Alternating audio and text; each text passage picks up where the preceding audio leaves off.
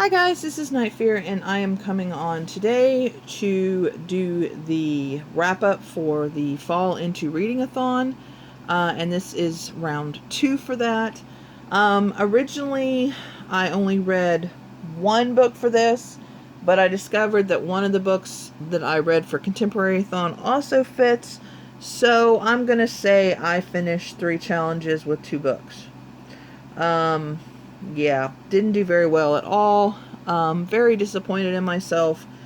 One of the books I started for this one, I just couldn't get into, and I don't think I'm going to pick it back up. And just, there are 2 books that I kept to read later, and that's A Beautiful Chaos and Sorcery of Thorns, because those 2 I'm still very interested in and really want to read them, so I'm going to try to fit them in the other reading that I'm trying to get done for October. So we're going to see how good I am at that one. So the first book that I want to talk about is Killing November by Adriana Mather, and this one completes the challenges of Schools in Session to read the group book. And number 5, Trick or Treat, read a mystery or a thriller. So this book was kindly sent to me by Clint, who is Reads Readers. He was the co-host of this readathon, and he just such an amazing person. If you haven't checked out his channel, please go do so. I will link his channel down below so that you can go give Clint some love. Now, about Killing November. This book, oh wow, where do I start? This book is about a girl who gets sent to a school, and she has no idea why she's sent to this school or what the school is. And so we're trying to figure out with her what in the heck is going on, why she was sent to the school, what her father was thinking, and then she finds out a lot of different things about who she really is, and what the school is. And one of her classmates gets killed, and people are trying to also kill her. So yeah, it's very intense. It's very different.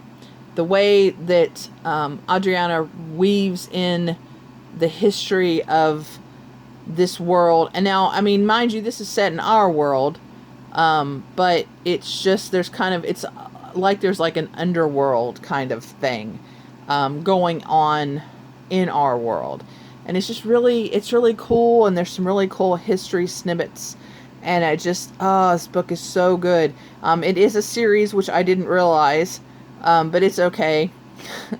I was thinking when I got this it was a standalone, but it's not. It's a series, and the next book is coming out next year. So yeah, but I would highly recommend this book.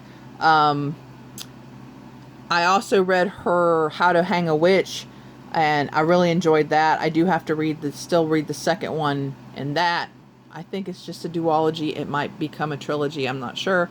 But I did really enjoy that too, which is totally different from this one, but the tone is still the same. It's very easy to read. It pulls you in, and I love those stories. I did give this 5 stars, like I said, and I would highly, highly, highly recommend it.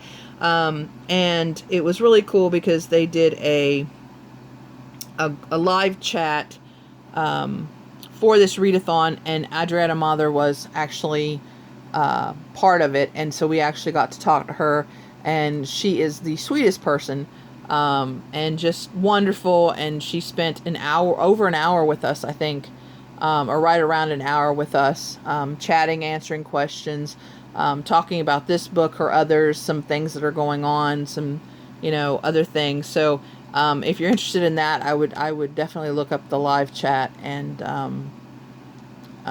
check that out and hear what she has to say.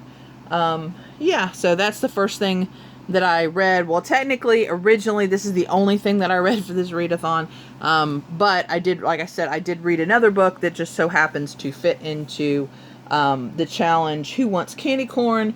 Read a book with yellow and or orange on the cover. And this book has yellow and orange. And as I was doing the Contemporary-thon and planning this, I was like, hey, wait a minute. This would count. And since I read it, because Contemporary-thon was exactly the same week as Fall into Readingathon, I thought, hey, this book works too. So, for Who Wants Candy Corn?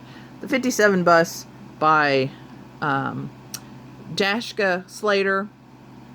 This is a book about two teenagers, a African-American boy and an agender teen. They are, I believe, 17, and I believe the African-American teen is 16. But they are both on the 57 bus, which is a city bus, and they are both going home, and the boy sets the agender teen on fire. So, that is a very small part of the story. I mean, it's the most awful thing in the story, of course, but this is a true story. The author did take interviews. They took, newspaper articles, reports, any documents or anything that they could get their hands on, and wrote this book. Now, the amazing thing about this book is we see the two teens before the episode and after, so we get a sense of who they are as people before the incident, and it's just really amazing. This book explains agender. Now, I showed this in my contemporary... Oh, wow, right to it. I showed this in my Contemporary-thon also, but this actually takes and explains terms for gender and sex, terms for sexuality, and terms for romantic inclination. So you have like asexual, bisexual, agender, bigender, gender fluid, etc., and explains it.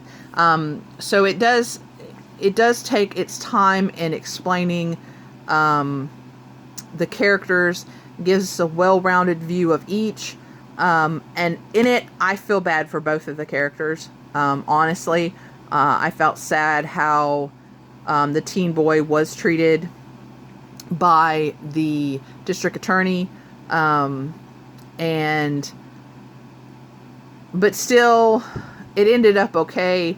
But just kind of the extreme they took it to was just, I think, a little much. So, but yeah, and this book is, I mean, it's not that thick. It's really good. It's an easy read, fast read. And I definitely highly recommend this book. Especially if you like true story kind of things. But yeah, and it's not too intense. As far as the setting on fire goes. Like I said, it kind of briefly goes over that and briefly goes over what happens to them after they are burned. It is, but it's not the entire story, because the entire story is about these two teens and why this happened. Not really what happened, but why. And maybe, I don't know, read it for yourself and let me know. Let me know if you've read it, because originally I didn't realize that this was a queer book. So, and I was very happy when I figured that out. So, but yeah, anyway, so these are the two books that I am counting for Fall into Readathon. I'm sorry, Clint and Melanie, that I did such a horrible job. So hopefully the winter, I don't know, I can't remember what the winter one is called. But anyway, they do this for every season. So the next one we'll have is a winter one.